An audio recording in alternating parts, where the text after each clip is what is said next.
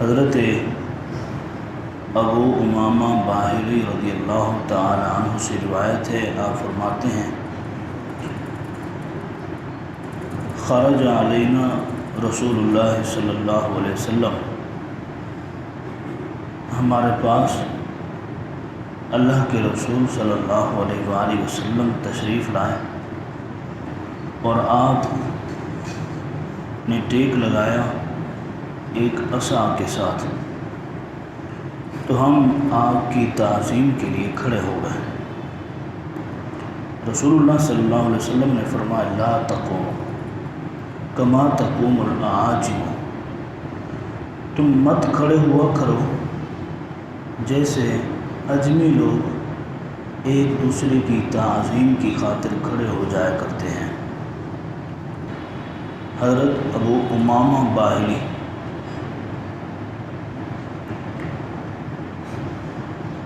ذکار شریف کی 6 تاریخ تھی اور نبی کریم صلی اللہ علیہ وآلہ وسلم عمرہ شریف کی غرض سے تشریف لے گئے مدینہ شریف سے مکہ کی طرف، اور آپ جانتے ہیں کہ آپ صلی اللہ علیہ وآلہ وسلم نے اپنی زندگی میں کتنے عمرے اور کتنے حج کیے، اس میں اختلاف ہے۔ اب یہ آپ صلی اللہ علیہ وآلہ وسلم کا اس تاریخ کو عمرہ کی غرض سے 14 یا 1500 صحابہ کے ساتھ تشریف لے جانا، یہ صرف عمرہ کی غرض سے ہی تھا۔ اب آپ صلی اللہ علیہ وآلہ وسلم مقام حدیبیہ پر پہنچے تو کفار قریش کو بھنک پڑ گئی، انہوں نے یہ سمجھا کہ آپ صلی اللہ علیہ وآلہ وسلم حملہ کرنا چاہتے ہیں اور مکہ شریف کو اپنی تحویل میں لینا چاہتے ہیں، تو انہوں نے آپ صلی اللہ علیہ وآلہ وسلم کے عمرہ کرنے میں رکاوٹ ڈال دی۔ معاملات کو حل کرنے کے لیے حضرت عثمان کو حضور نے سفیر بنا کے بھیجا۔ حضرت عثمان تشریف لے گئے، مسلمانوں میں یہ خبر پھیل گئی کہ حضرت عثمان کا قتل ہو گیا۔ صحابہ کرام علیہ رضوان نے بارگاہ رسالت مآب صلی اللہ علیہ وسلم میں عرض کی، اے اللہ کے حبیب، ہم تو آئے تھے عمرہ کرنے کے لیے، آپ ہمیں عمرہ کے لیے ہی لے کے آئے، تو آپ کیسے ان پر حملہ کر سکتے ہیں؟ اے اللہ کے حبیب، آپ جھوٹ تو نہیں بولتے، آپ نے کبھی بھی جھوٹ نہیں بولا، تو یہ لوگ کیسے یہ سمجھ بیٹھے ہیں کہ آپ ان پر حملہ کرنے جا رہے ہیں، حالانکہ ہمارے پاس وہ والے ہتھیار نہیں ہیں جو جنگ کرنے کے لیے ہتھیار ہوتے ہیں، ہم تو سادہ انداز میں جیسے ایک حاجی حج کرنے کے لیے عمرہ کرنے والا ایک سادے سے انداز میں اللہ کی بارگاہ میں جاتا ہے، ہم تو اسی انداز میں آپ کے ساتھ جا رہے تھے۔ تو اللہ کے حبیب، آپ سننے میں یہی آ رہا ہے کہ حضرت عثمان کو قتل ہو گیا ہے۔ اللہ کے حبیب، ہم آپ سے بیعت کرنا چاہتے ہیں، ہم حضرت عثمان کا بدلہ ضرور لے کے جائیں گے۔ اب عمرہ پھر جب آپ کا حکم ہوگا پھر کیا جائے گا۔ یہ عمرہ آپ صلی اللہ علیہ وسلم کا قضا ہو گیا تھا، یہ آپ صلی اللہ علیہ وسلم نے بعد میں عمرہ کیا تھا۔ صحابہ کرام علیہ رضوان سے حضور نے بیعت لی۔ اس بیعت کا تذکرہ سورۃ الفتح پارہ نمبر 26 کے تیسرے رکوع کے اندر اللہ تعالیٰ نے ارشاد فرمایا لقد رضی اللہ عن المؤمنین اذ یبایعونک تحت الشجرہ۔ ایک درخت کی کر کے درخت کے نیچے بیٹھ کر حضور صلی اللہ علیہ وسلم نے ہم سے بیعت لی۔ ایک منافق اونٹ کی اوٹ لے کے پڑا ہوا تھا، وہ اپنے آپ کو بچانے کی کوشش کر رہا تھا کہ میں کسی نہ کسی طریقے سے بیعت نہ کروں، میرا ہاتھ اگر حضور کے ہاتھ میں چلا گیا تو پھر تو یوں سمجھے کہ میں نے بیعت کر لی، جبکہ میرا یہ کام ہے ہی نہیں۔ اب اس خبر کی تشہیر کرنے میں کن کا ہاتھ ہے؟ حضرت عثمان کے قتل کی خبر کی تشہیر کرنے میں انہی کا ہاتھ ہے، منافقین کا ہاتھ ہے۔ ظاہر ہے جو اونٹ کی اوٹ میں پڑا ہوا تھا اسی کا یہ کام ہوگا کہ اس نے حضرت عثمان کے قتل کی خبر پھیلائی۔ اب وہ اونٹ کی اوٹ میں پڑا ہوا ہے تاکہ میں دکھوں نہیں کسی کو، اگر میں دکھ گیا تو یہ بتا دیں گے اللہ کے حبیب کو اور مجھے شرمساری ہوگی، لیکن اللہ کے حبیب کو اللہ نے خود ہی بتا دیا تھا۔ اللہ کے حبیب، یہ کچھ لوگ ہیں جو چھپے ہوئے ہیں، جو آپ سے بیعت نہیں کرنا چاہتے، تو اس بیعت میں ایک 24 سال کا لڑکا، 24 سال کا نوجوان کھڑا ہوا اور اس نے یوں اپنا ہاتھ کھڑا کیا اور عرض کی اللہ کے حبیب مجھے بھی آپ اپنی بیعت میں شامل فرما دے تو یہ آپ کی بڑی مہربانی ہوگی، آپ کی نوازش ہوگی۔ تو یوں کھڑا بھی ہوا اور اس کا لہجہ بھی بڑا گرجدار تھا اور مجاہدانہ لہجہ تھا۔ تو آپ صلی اللہ علیہ وسلم نے جہاں وہ کھڑے ہوئے تھے ان سے فرمایا تم مجھ سے ہو اور میں تم سے ہوں، تم مجھ سے ہو اور میں تم سے ہوں۔ اب یہ جملہ کہنا ہر ایک کا کام نہیں ہے کہ میں تم ہوں اور تم میں ہو، تو خوشی سے ان کے پاؤں نہ زمین پر نہیں ٹکتے تھے کہ حضور نے میرے لیے یہ ارشاد فرما دیا کہ تم مجھ سے ہو اور میں تم سے ہوں، یعنی میرا تعلق تم سے ہے اور تمہارا تعلق آج کے بعد مجھ سے ہے۔ تو خوشی سے ان کے پاؤں زمین پر ٹکتے نہیں تھے، وہاں سے دوڑتے دوڑتے بارگاہ رسالت میں حاضر ہو کر کے اپنے ہاتھ حضور کے ہاتھ میں دیا۔ ان کا نام حضرت ابو امامہ باہلی رضی اللہ تعالیٰ عنہ، جن کا بھی تذکرہ ہے۔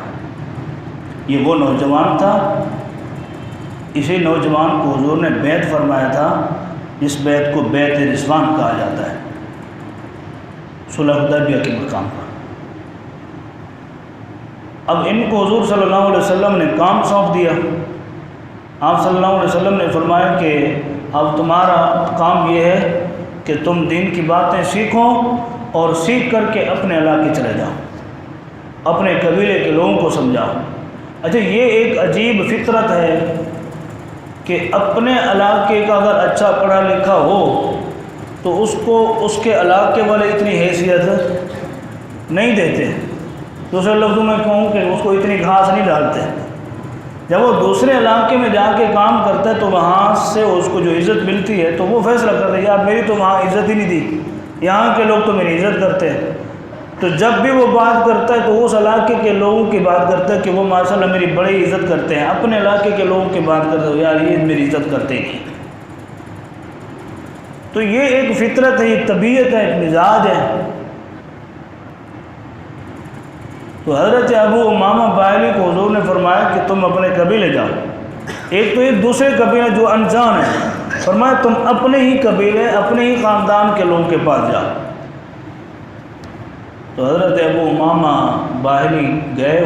اچھا، ان کا نام جو ہے سدی بن عجلان ہے، اصل نام ان کا سدی بن عجلان ہے اور ان کی یہ کنیت ہے ابو امامہ باہلی۔ یہ میں آپ کو بتا دوں 250 احادیث کو انہوں نے روایت کیا ہے، حضور سے سیکھ کر کے 250 حدیث پھر انہوں نے سکھایا ہے اور انہوں نے ٹاپ کلاس کے شاگرد بھی بنائے ہیں، ایسے شاگرد بنائے جو ان سے حدیثیں سن کر کے آگے لوگوں کو سناتے تھے، پہنچاتے تھے۔ تو حضرت ابو امامہ باہلی اپنے قبیلے کے لوگوں کے پاس گئے تو وہ اونٹنیوں کا دودھ نکال کر کے پی رہے تھے۔ تو حضرت ابو امامہ گئے، ان کے پاس سلام کلام ہوا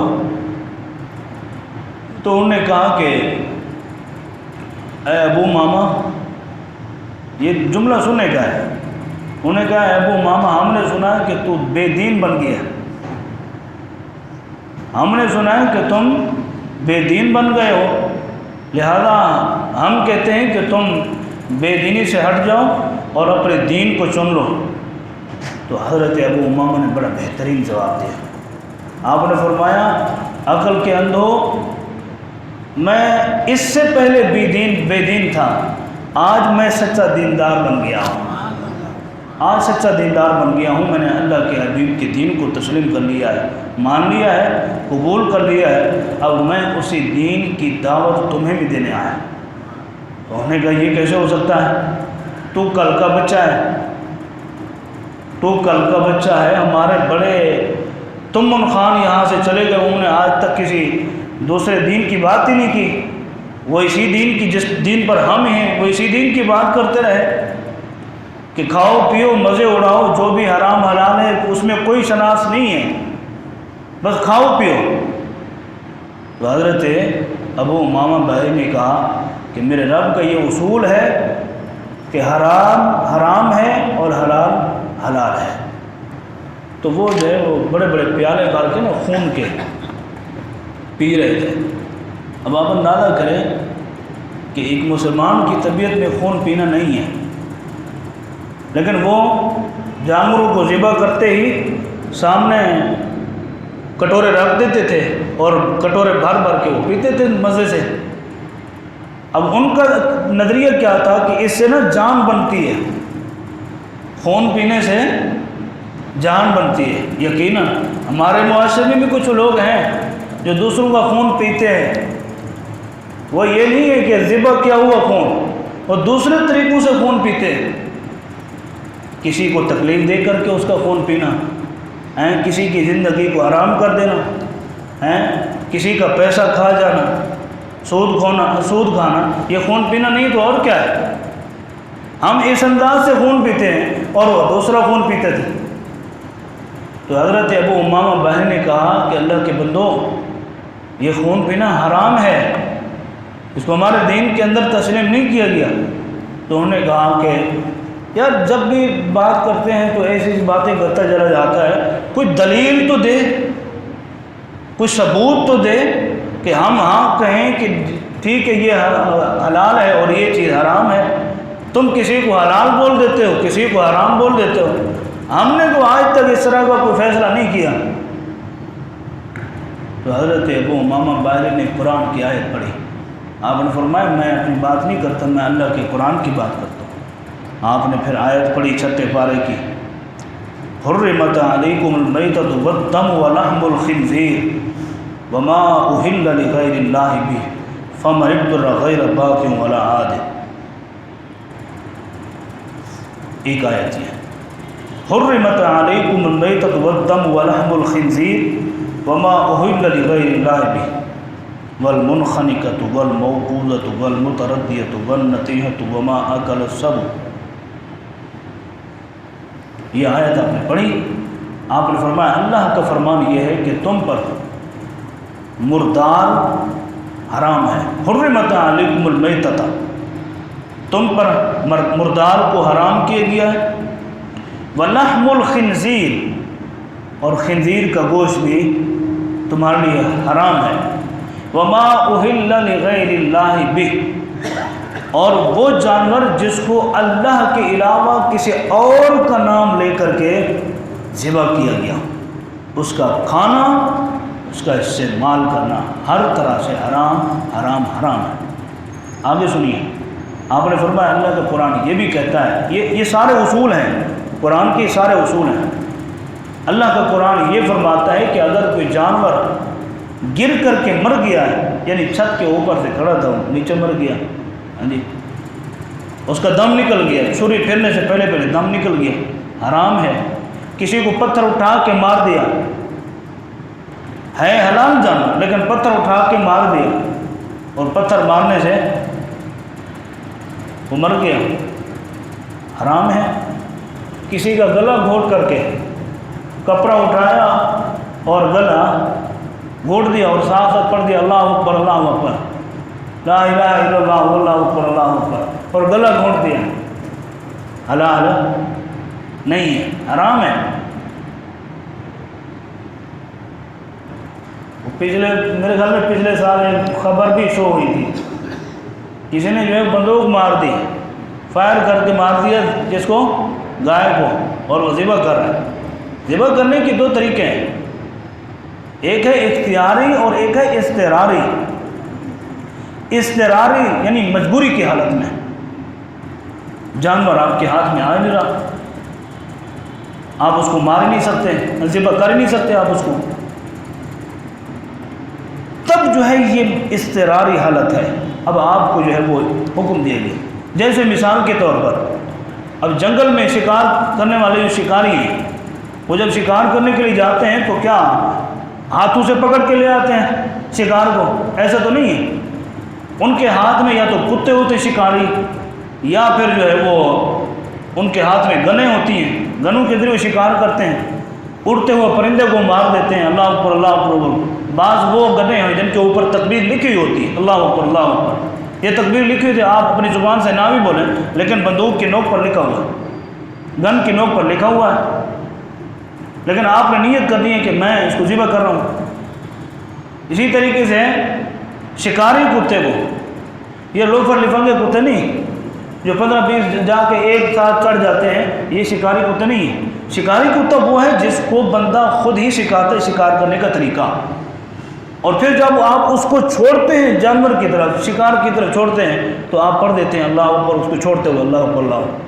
وہ جانور جا کر کے، وہ کتا جا کر کے جانور پر حملہ کرتا ہے، اسے شکار کرتا ہے، وہ آپ کے لیے حلال ہے۔ دیکھیں حرام کتا ہے، کتا حرام ہے، اس کتے کو کھانا بھی حرام ہے، لیکن اس کتے کو جب آپ ایک تربیت دے کے بھیج رہے ہیں اور اللہ پر پڑھ کر کے بھیج رہے ہیں، اور وہ آپ کے لیے حملہ کر رہے ہیں، خود اس سے نہیں کھا رہا، اس جانور سے خود کچھ نہیں کھا رہا، تو آپ کے لیے اللہ نے اس کو حلال کرا دیا۔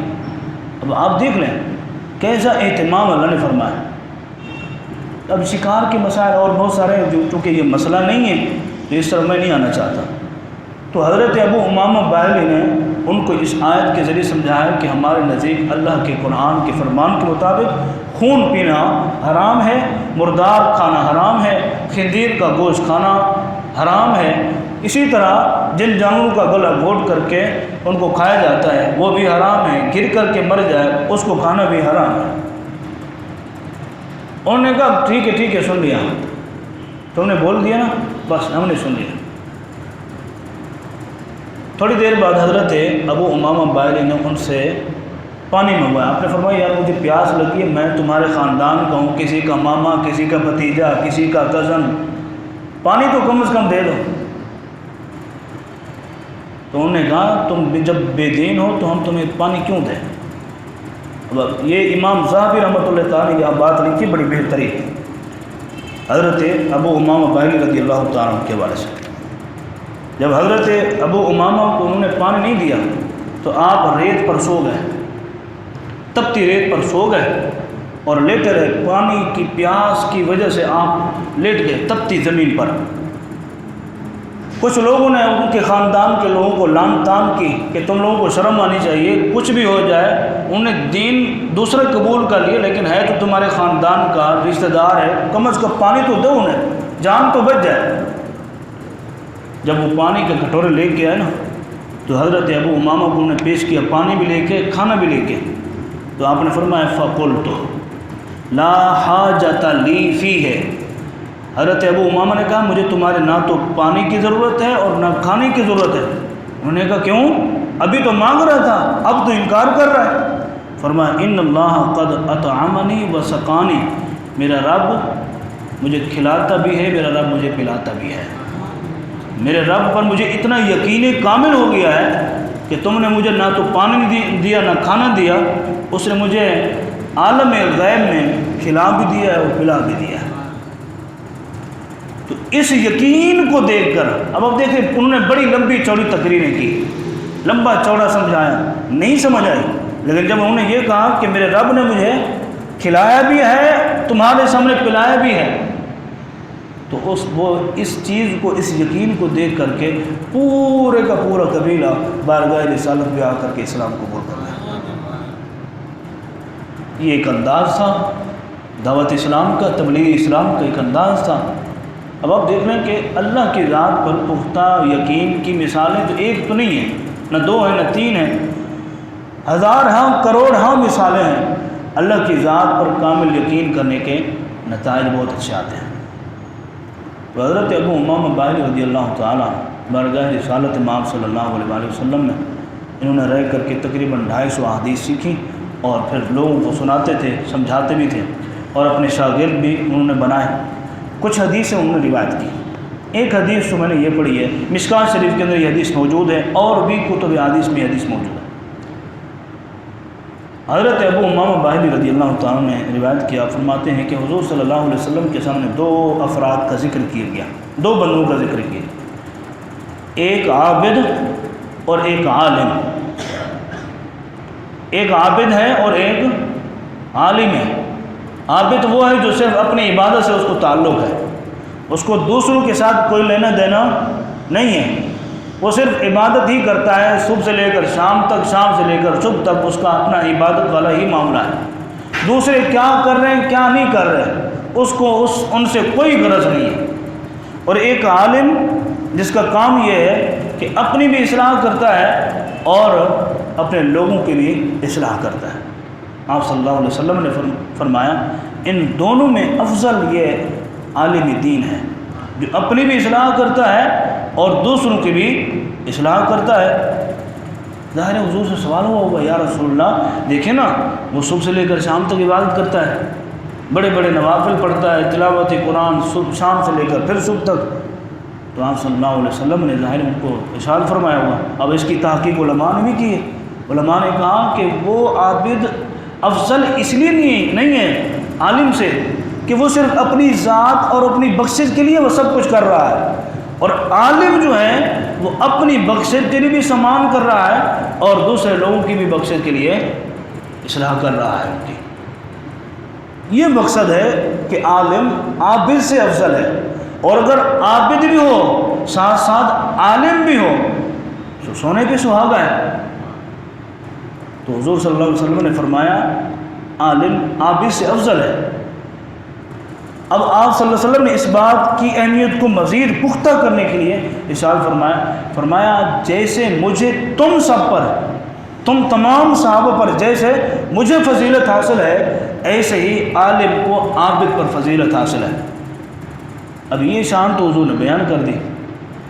آگے پھر فرمایا حضور نے فرمایا اور یہ بھی ہے کہ زمین کے اندر رہنے والی تمام مخلوقات، آسمان کے تمام فرشتے، زمین کی تمام مخلوقات، حتیٰ کہ زمین کے سوراخوں میں رہنے والی چونٹیاں، سمندر میں رہنے والی مچھلیاں اس اچھے عالم دین کے لیے دعائے خیر کرتے ہیں جو دوسروں کی اصلاح کے لیے کام کر رہا ہوتا ہے، بشرطے کہ اصلاح صحیح معنی میں کرے، صحیح معنی میں اصلاح ہی کرے. اگر اس کا انداز کچھ اور ہو، اس کا انداز ٹھیک نہ ہو، اس کی اصلاح غلط عقائد کی طرف ہو، تو اس کے لیے نہ تو مچھلی دعا کرے گی بلکہ ان کی بد دعائیں ان کے ساتھ ہوں گی. تو آپ دیکھ رہے ہیں یہ حدیث روایت کر رہے ہیں کہ حضرت ابو امامہ باہلی رضی اللہ تعالی. ایک اور حدیث وہ یہ حدیث ہے کہ آپ صلی اللہ علیہ وسلم روایت کر رہے ہیں حضرت ابو امامہ فرماتے ہیں کہ حضور صلی اللہ علیہ وآلہ وسلم نے ارشاد فرمایا کہ ہمارے معاشرے میں یتیم بچے یتیم بچیاں ہوتی ہیں. اب حدیث میں نے جو دیکھا ہے نا سب سے زیادہ یتیم بچی کی ہی بات کی گئی ہے، یتیم بچے کی بات نہیں کہی ہے. یعنی مذکر کی اتنی بات نہیں ہوئی جتنی مؤنث کی بات کی گئی ہے. کیوں؟ یتیم مذکر ہو تو اپنے لیے کچھ نہ کچھ کرنے کے لیے تگ و دو کر سکتا ہے، اس کے اندر پاور ہے، لیکن جو یتیم بچی ہے وہ اپنے لیے کچھ نہیں کر سکتی. اگر وہ اپنے لیے کچھ کرنا چاہتی ہے تو اس کی عزت کے لیے خطرہ ہے.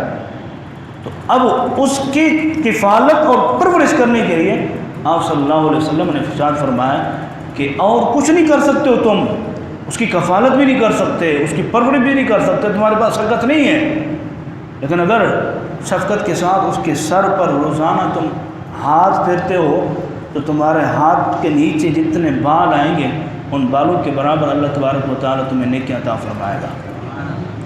اور اگر کوئی ایسا نیک بندہ ہے جو یتیم بچی کی کفالت و پرورش کرنے کے ساتھ ساتھ صحیح جگہ پر اس کی شادی بھی کر دیتا ہے تو آپ صلی اللہ علیہ وسلم نے فرمایا کل قیامت کے دن میرے ساتھ وہ ایسے ہوگا، کل قیامت کے دن میرے ساتھ وہ ایسے ہوگا. یہ حضرت ابو امامہ باہلی کی سیرت کا مختصر ایک خلاصہ تھا جو میں نے لکھا ہے.